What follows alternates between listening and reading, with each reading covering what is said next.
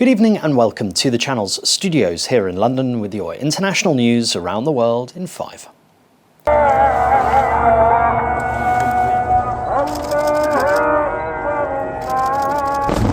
The Israeli military has carried out airstrikes on targets belonging to the Palestinian militant group Hamas in southern Lebanon and the Gaza Strip. The military said the attacks were a response to a barrage of 34 rockets fired from Lebanon into North Israel, which it blamed on Hamas.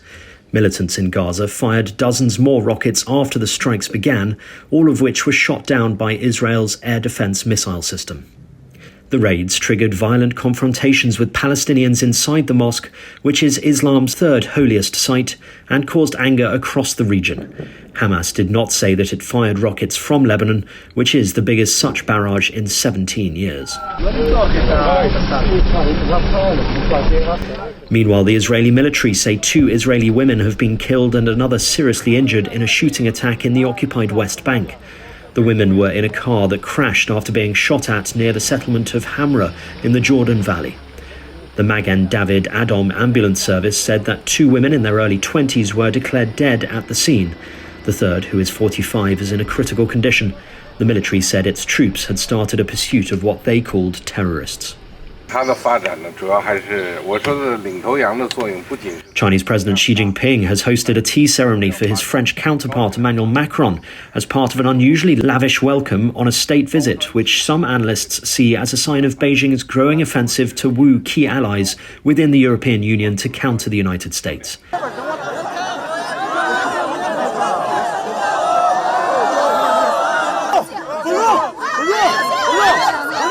Later, cheering students mobbed the French president, who visited a Chinese university on the last day of his 3-day trip to the country.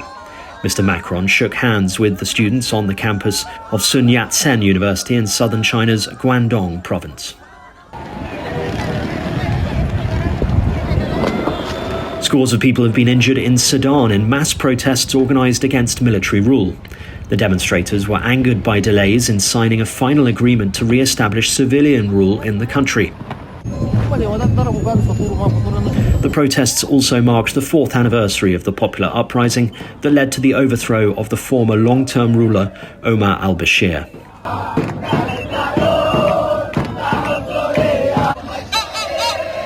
Hundreds of demonstrators blocked main roads in the capital Khartoum and other cities.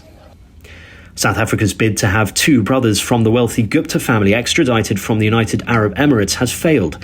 Atul and Rajesh Gupta are accused in South Africa of profiting from their close links with the former President Jacob Zuma and exerting unfair influence. The Justice Ministry said it had learnt with shock and dismay about the move. The brothers, who deny any wrongdoing, fled after a judicial commission began probing a major corruption scandal. A large fire has engulfed one of the world's largest wholesale markets. Social media videos showed towering flames and columns of smoke rising from the Central de Abasto in Mexico City, a sprawling complex providing food products and groceries to markets around the Mexican capital. The market's management said in a statement on social media that the blaze has now been extinguished and businesses were open as usual.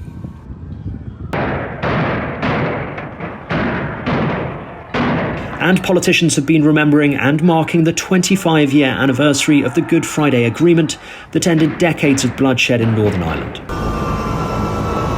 In April 1998, British Prime Minister Tony Blair and his Irish counterpart Bertie Ahern helped Irish nationalists and British unionists craft a historic power-sharing deal. A quarter of a century after unpalatable compromises ended, some of the architects of the Good Friday Agreement hope that an improbable peace deal can help inspire a route out of today's deep political deadlock in the country. Today, is still very fraught, but I think there is a depth to the process. There are roots that have been put down that I don't think anyone on the island of Ireland really wants to disturb. I mean, there will be sectarian groups, and you've always got to watch it, you've got to manage it all the time. But I think people realise to go back to the past would be a complete disaster. And that's your international news around the world in 5. Now back to the channel's studios in Lagos.